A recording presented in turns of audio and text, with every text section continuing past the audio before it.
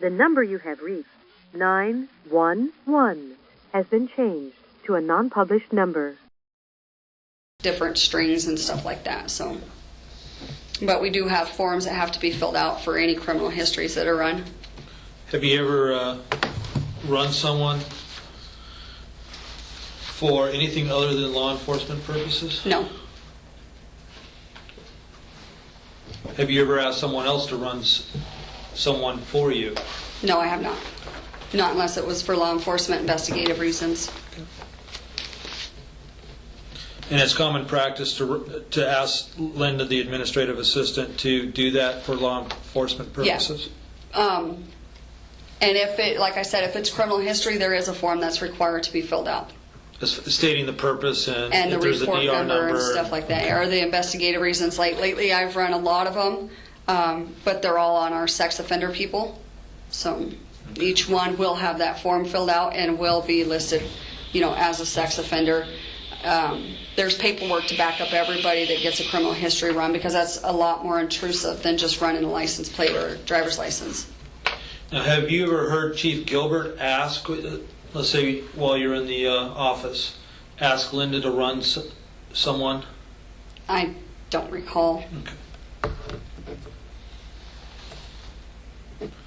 Now, you may or may not know the answer to this question, but if the chief wanted to run somebody, would he be able to do it himself, or would he have to ask Linda? Well, yes, he should be able to do it himself, but I don't think same as me, I don't think he would do it. It's not something that's normal for us to go in there and run our own stuff. We just don't do it. We have dispatch do it, or we have Linda do it. And if it is a criminal history, I don't know that he can even run a criminal history. First of all, I would put $100 on it right now that he wouldn't know how. Second of all, is I don't know that he has the access to. I think Linda's our administrative, maybe person on that. Mm-hmm. Now, my understanding is Linda no longer works for Quartzsite PD? No, she don't. She was fired? Did you hear why she was fired? She was fired because she signed the document, which we all signed, that stated a paragraph, a highlighted paragraph that they had in there that said that she was fired because she had put in that document that Chief does not complete or fill out or use accrued sick and leave time, and because one of the days where everybody was calling, she had, I guess the way she explained it to me was there was multiple calls coming in, because this here was an issue before she even got fired. I guess there was like multiple calls coming in, people at the window, officers talking to her, and someone had called and she had said state martial law instead of state of emergency or something like that. But because she had made a statement to Rain, our Bearcat, one of them, which is one of the chief supporters, that she had made that statement. And then they blogged all over the internet that she had said that, and just started bad-mouthing her all over the internet. Now, what do you know about the investigation of sexual misconduct with a minor involving Officer Starr? What I know about that is I believe it was Officer Villafana had received some information, and this here I only came to know after this investigation. I didn't know a whole lot about it. You weren't part of the investigation? No. Officer Villafana had been given some information or had seen something and had told the chief, this is what the complaint is, or something like that.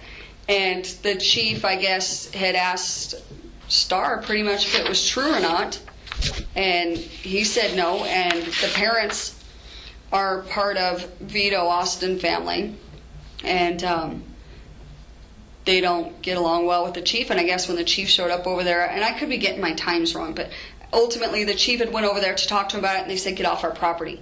They don't believe that he'll do a proper investigation. I guess they have, no faith in him. Or probably the department at that. I don't know. So anyways, his investigation was done, and I guess years later, or a year later, or 6 months later, something or other, it came back up. Well, when people started talking about it, it started getting to be a heated topic. He initiated an investigation again. He being the chief? Mm-hmm. Okay.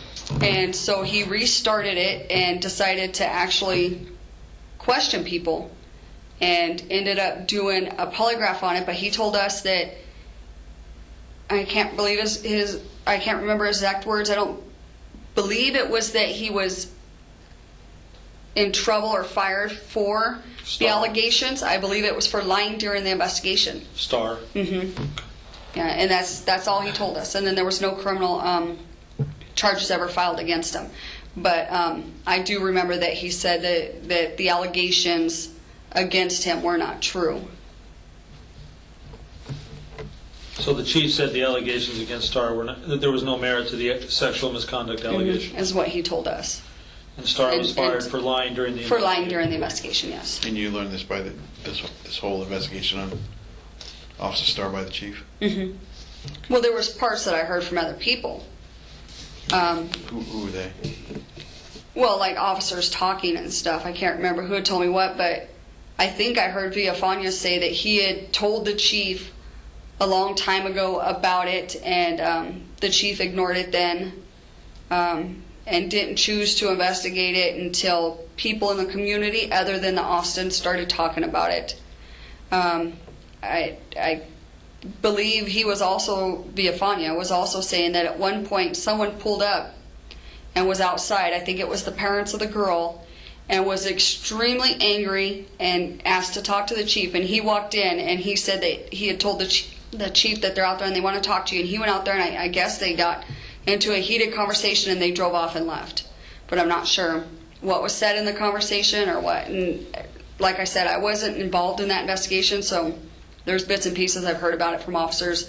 The only thing I recall the chief telling me about it was when everybody started getting up in arms, and then I was at work one day and this guy walked in. I had no idea who it was, and it was a polygraph guy that he had come in. He had him sit in our office, and he told me to leave. And so I went out and started, doing my thing on patrol. And I came back, and then we had a department meeting, and he said that Star was no longer working for us. The allegations against him weren't true, but he lied during the investigation. And it wasn't really like a formal meeting. It was a meeting in our department with a bunch of us there. Did the chief ever say, as far as what Star lied about? Nope. How was Star viewed by the chief? Or how did the chief view Star? Was he one of the chief's boys, or was he... In the beginning, he was. Yeomans was, too. Yeomans was one of his Star people that, was... But in the beginning, Star and him got along very well. He was very friendly with them. He would joke with them. He had,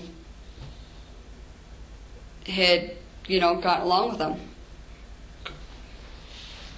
Going back to the CJIS checks, back on February 9th of 2010, there were 3 history queries on Vito Austin, and they were through Linda, and they were for you. What was the reason for that? That was my investigation I had with him for the elder abuse. Okay. Chief had told me to do a criminal history to see if there was any type of pattern where he was from in Oregon, to see where he had been involved with it before, because we were involved in Adult Protective Services as well, and the AG's office. And the family had said that this was something that was normal for him to do to, not his family, but the complainant, her daughter or niece is some type of attorney or something that was helping her, and said that she had found out that this was some type of a pattern that he had. And because her case was, could have been friendly, could have been, I'm going to let you do it now, but now that we're not seeing each other, I'm going to file charges on you. It was, kind of back and forth. They were thinking that maybe if we could find a pattern, that it would show that he targeted people like this, and that he took advantage of elder people when they had money.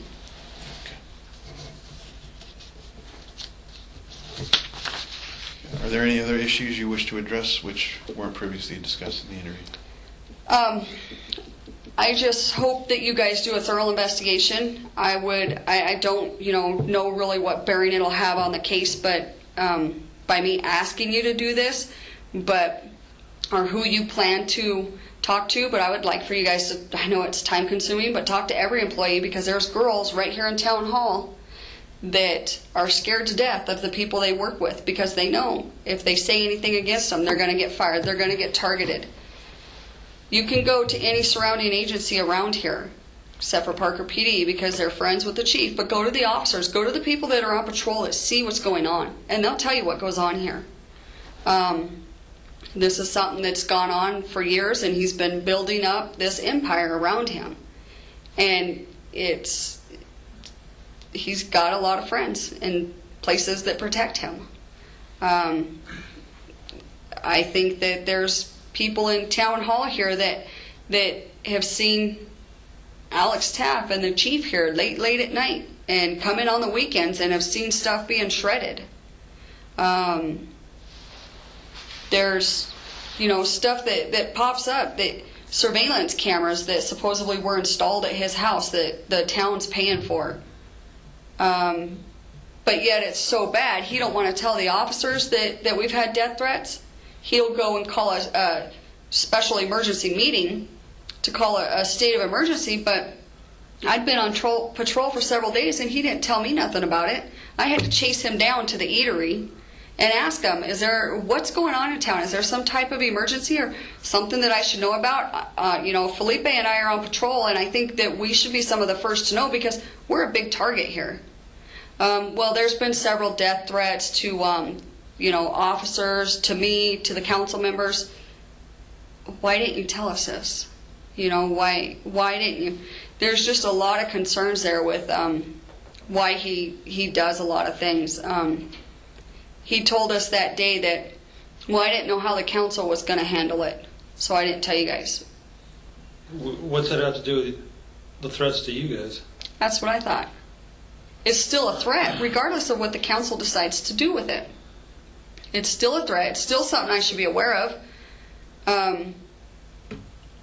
We were placed on suspension immediately when they had an opportunity to do it. They asked me to take a polygraph on the questions that Al Johnson, I don't know where he gets his investigative training at, did. And I have no problem doing it. I will do a polygraph for anything you guys want me to. I will do a polygraph for what the town wants me to. But I would prefer it be done through DPS. I don't want it done through someone they're paying to do it. I've done polygraphs at DPS. I've done them at Maricopa County. I've never sat down here in this room and been asked to do a polygraph. Ultimately, when it comes down to it, the only reason I didn't take it, because I was down here sitting in the chair talking to the polygraph guy ready to take it, and the judge signed an order saying that none of the people being investigated need to take it, because I'll tell you what it comes down to is they want us to be able to have a fair person. We don't, they're paying for this guy to do it. I don't know who he is. I can't trust anything that they're doing for their investigation, because their investigation was Sonia. Did you guys read that? We're not privy to the administrative, okay, because administrative can't cross in. Yeah, I can understand that. Yeah, we can't be privy to that. She took everything we said and twisted it. And in that polygraph, the chief adamantly denied telling me that Steve Bennett had killed himself. There was multiple other lies in there that officers had all picked out that was, they were witness to firsthand. And it's so because I said this and he said this, she says, oh, well, we're going to go and believe what the chief says. I know that when you're doing a criminal investigation, you got to have some good hard evidence. I know when you guys look at who was run, how many times they were run, different ways they were run, you'll see who was run and why. I know of from Linda that a gentleman's truck was run that was sitting at Jennifer Jones's because they wanted to see who was sitting at the business. This is a gentleman that has lived in town for years, retired from APS, has never been involved in anything. They have no reason to run his license plate, but they did because he was parts at the business driving a nice Chevy dually truck, and they didn't know who it was. Well, he has a dog. He was getting it groomed, and this is just the type of things that is getting done. How about if I give you the name Russell Size? Mm-hmm. I don't know him. I know of him. I know where he lives, but I don't know him like on a personal. I know him through work. I don't know who that guy is. He seems to be off, but I don't see him anywhere outside of in a political type setting. He's trespassed us all from Crawford's Trailer Park, which seems odd to me. I think citizens would like extra patrol at night, 3 in the morning, going through the park, lighting it up. You know, I mean, I know that makes me feel comfortable when I see officers drive past my house and turn their lights on. Is he the manager there? Yeah, I think he's just a manager. And so then when that letter came, I believe the chief called the owner, and the owner said, well, you know, he's the manager pretty much, I believe, if I'm right. But I've never dealt with him outside of, other than the trespassing. When I did get called there after he trespassed us from the park, it was for a fire. Never gave me any problems there. Never said anything. Obviously, it was an emergency. We were going in there. He had no choice. But okay, you've been on the department what, 14 years? Mm-hmm. And the chief's been here 5 or almost 6, I think. When he first came on, did you ever see a change in the way he ran the department? What do you mean? I guess I don't understand. When he was first on, compared to now, did you ever see him like change his philosophy from the time he started to the time where all this stuff started? Yeah, when he first came on, he was really involved in the officers. He would be involved in our calls. He would go to our calls. He would, I mean, not like every single one of them, but he was a lot more involved in the departmental workings. Now we don't ever see him. He's always with political people. He's always, you know, having lunch with all the politicians. And So he's turned political, in your opinion? oh, bad. And that's, you know, when we all had meetings with him, he's like, why is my department falling apart? You know, what can you guys tell me? You know, one-on-one, he sat us down and said, what can I do to fix the problems of the department? The department's divided. Well, be here. Be here. You know, occupy your office once in a while. I don't ever see you. I know you're doing work, but I told him flat out, I said, to be honest with you, Chief, you know, with all due respect, you're too much involved in politics. And, oh, well, I have to be involved in politics. That's my job. I understand that there's some political aspect to it, but you need to remain unbiased. You need to remain neutral. You can't be out there telling people your thoughts on certain political people and outrightly going after certain political people. That oppose his political views or his friends? Yes. And it's clear as day. Now, with him turning political, and do you know approximately when he turned really political? I would say the worst of it has been in the last 2 to 2.5 years. I mean, it went to one day I was at work and he told me that they were having an ice cream social for the ex-mayor, which he really supported, Wes Huntley, and he wanted me to go to it. And I said, I'm not going to an ice cream social that is a political event while I'm on patrol. I said, that does not look right. I may have to take a call between him and someone that don't like him the next day, and I'm not going to have him sit there and tell me that my decision's based on because I go to his ice cream social or because I support him politically. It's a small town, and the fishbowl is even worse when you're in a small town. I said, I'm not going to do it. He goes, well, okay, well, how about if you just stay in the area then? I said, well, I can be in the area. The town's small. I can be, right in the area. There's not a problem. Well, I sat across the street in a driveway, parked because he wanted me in the area in case there was any problems. And he comes walking across the street with 2 things of ice cream in his hand.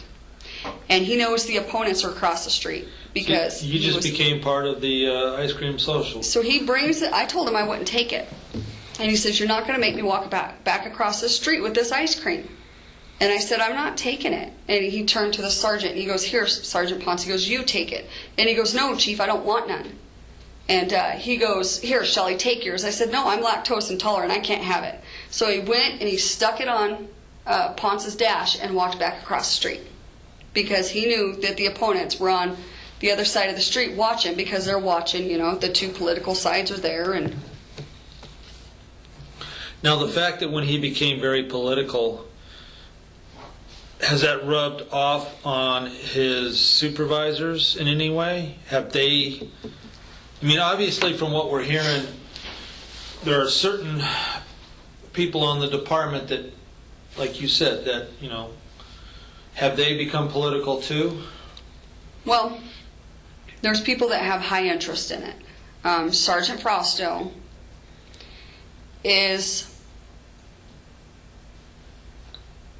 I don't know how to put it, kind of a yes man. Like anything he asks, Sergeant Frosto does it, which is fine because supervisors should be able to get along with the chief and should kind of, like good communication is essential. But I believe a lot of his doings are because he has a lot at stake. His wife is a judge here. It's just the new sergeant that they just hired, Fabiola Garcia, and Sergeant Frosto are friends for 15, 20 years, very close friends. So I think it's just, I don't really see Javier get too outspoken about politics, but he shows up at, the ice cream socials. He's out seen mingling with them. He goes up to the eatery when he's off duty in his own vehicle, and he just hangs out with a lot of the political people. Okay. I'm going to ask you before we go on. What's your town policy for FMLA leave for your officers? Yeah, you've been here 14 years. That's why I'm asking you. Like what part of it? As far as we follow FMLA because we have over 50 employees. Okay, let's say a male officer, his wife is pregnant, and I believe the policy may have been changed recently. So I can't tell you exactly how it's written. But I do know in the past, Sergeant Perkinson, he had 1 or 2 children while working with us, I believe 2. And both times he took off his maximum amount of time, which I believe was as much sick time as he had. And then he could start using vacation, but he exhausted his sick time, taking off like months. When I had my son, I took off my full amount of time. In fact, I took off my sick time, and then Sergeant Perkinson donated me 2 weeks of sick, so I took an additional 2 weeks off. And your policy, run me through. Okay, so you're requesting FMLA leave, so your supervisor has to sign it. We have a form that we fill out and it says, okay, I want to take off. It's called a sick or vacation leave request form. Comp time, sick, vacation, whatever you have, you fill out your name, your date of time that you want off, and then and the reason why you want it off? You don't put the reason why you want it off, but obviously that amount of time, it was very clear why they were taking that time off, or any time you're taking any large amount of time off. And obviously if you're going to request sick leave for all those days, they're going to ask you, okay, if it's one day, they understand maybe you have a prearranged doctor's appointment. But if you're taking, weeks, months off, they're going to know why. So you fill it out, and then you hand it to your supervisor. Your supervisor says yay or nay, and they sign it, and then they give it back to you. And then it goes onto your timesheet, and then it goes in to get signed off on by the chief on payday, and then it comes into finance and town hall and stuff. Okay, so the chief will actually sign off on it too? He signs off on your timesheet. I don't know if he signs off on the sick leave, because after it leaves me and it goes on my timesheet, I don't see it. Okay. So, all right. I don't know if he signs off, but and then it comes here and it gets, I believe, again, to finance, yeah. Obviously. Okay. I just want to go back to the senior stuff. Were you ever present when the chief asked Linda to run something? I've never heard him ask her to run anything. Like I said, the only one that I know of where I had direct knowledge of was the plate, and the only reason that came about was Linda had come in and she goes, "Where have I heard this name before?" She goes, "Dean Skelton, I know that name." And I said, "I know who Dean Skelton is. Why?" And she goes, "Because Javier just came in and asked me to run him." I said, "He's your neighbor. He's lived here for years. He retired from APS here. He's an old gentleman that lives here, that." And I go, what happened to Dean? I mean, I know him. He's a very nice gentleman. I said, what happened to him? And she goes, well, he was parked up at the Joneses' business. I said, so what's wrong with that? She just went like that. So I said, well, if it makes you feel any better, he has a dog. That's probably why he was there. They have a big, huge dog, so, I'm sure he was getting it groomed. But you weren't there when Frosto asked her? No. Okay. It was not. And the Joneses' business is a legit business? It's been here for years. It's been here for years, working as dog grooming. They've not groomed my dog, but they've my personal dog they have. I was talking about because I used to have a canine for work. I think they have offered to groom or someone sent a certificate once, and a gift certificate at Christmas time to the department. I don't know if it was them or another groomer, so don't quote me on that one. I'm not sure. But they've been a groomer's business here for 3 years for sure that I know of, because they were by Big Market, and then they were by Greasewood Greens, and then this year they were down by J&S Window Covers on Highway 95. So they do grooming. She does a good job. So there's really no reason why the Quartzsite Police Department would be watching the Joneses or trying to interfere or investigate their business, because it has been a legit business is what I'm trying to get at. Yes, It has been a legitimate business. Okay. You have any questions? One other thing I forgot about, speaking of the Joneses and their business, I did get called there once. 911 call, dispatch said Jack Jones said that there's a town employee trespassing on his property. Okay, that's kind of a weird call to get. So me and it was officer at the time, but he's now a sergeant, Jim Schultz. We get there and they carry recorders with them everywhere. So we got our recorders on. We're recording them. They're recording us. And he said, Jack Jones says, the town truck just left and went down that road, and he was trespassing on my property. I told him to leave. He wouldn't leave. And I said, okay, well, what was the problem? Well, he was on my property trying to take pictures, and there was multiple people talking all at once, and Jennifer was saying that he kept trying to get up in her face, and she was trying to, stop him from taking pictures. And I guess ultimately there was cameras that was viewed of the actual call itself by Jim Schultz. I did not view them.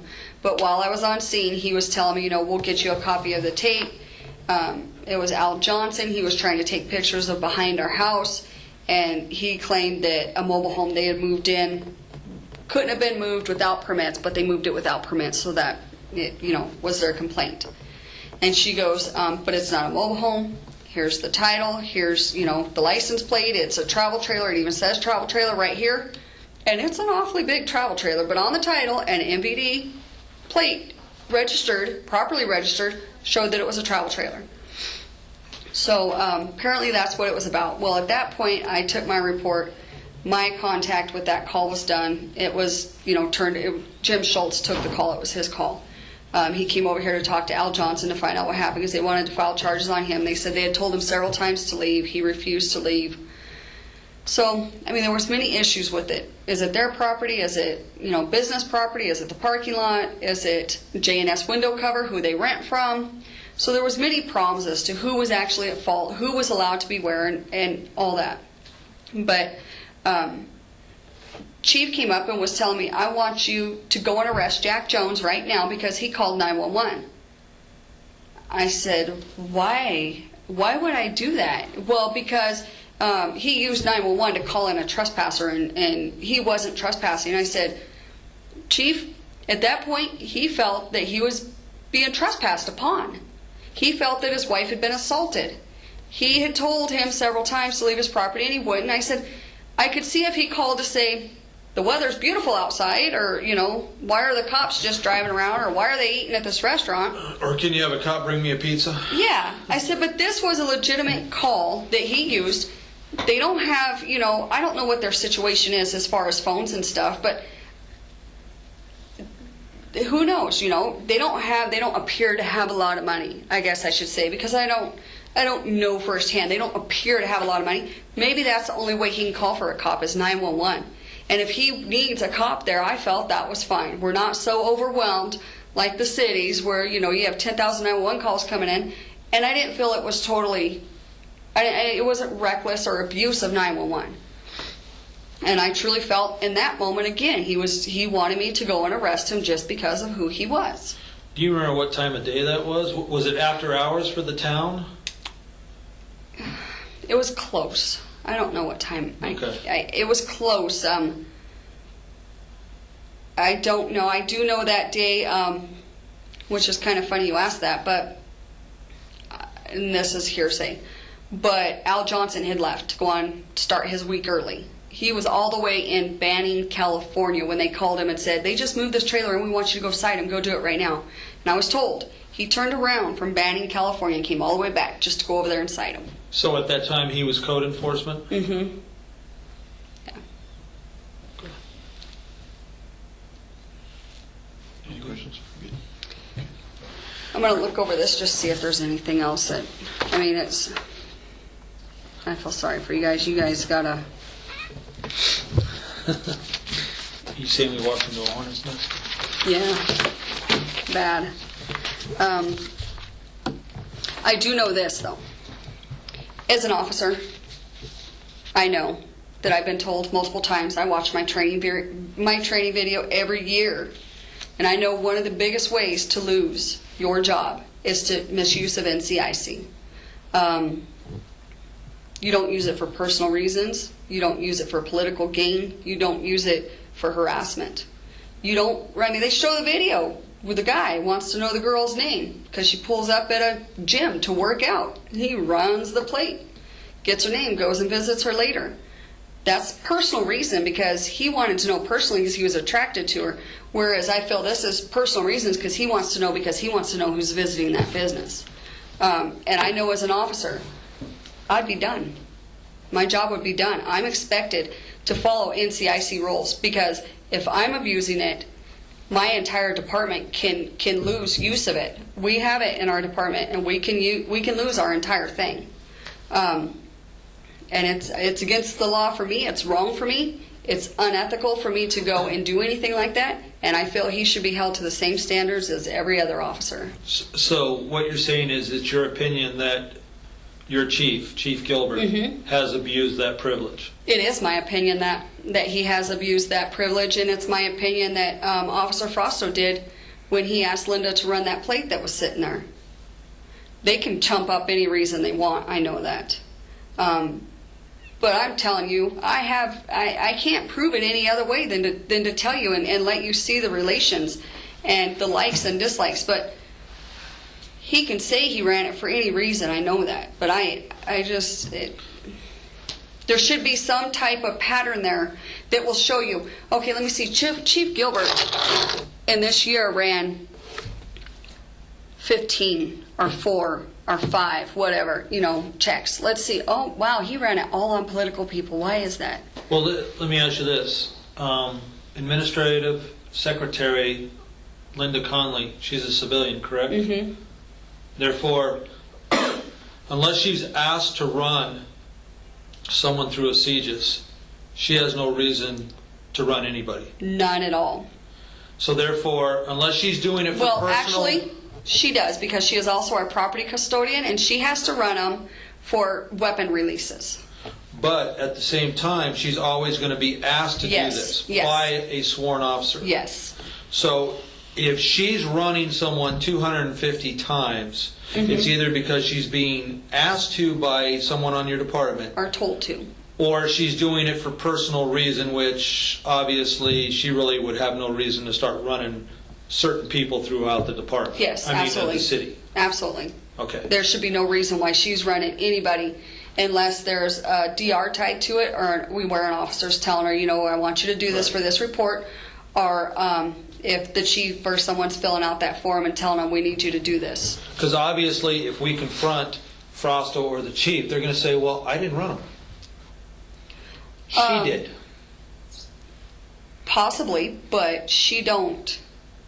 Why did she run them, though? Right, and that's the point I'm trying to get. Yeah. That's why I asked you the question. She has no reason to run any of these people unless she's instructed to by sworn personnel of Quartzsite. And isn't it odd that everybody you're running is on one political side?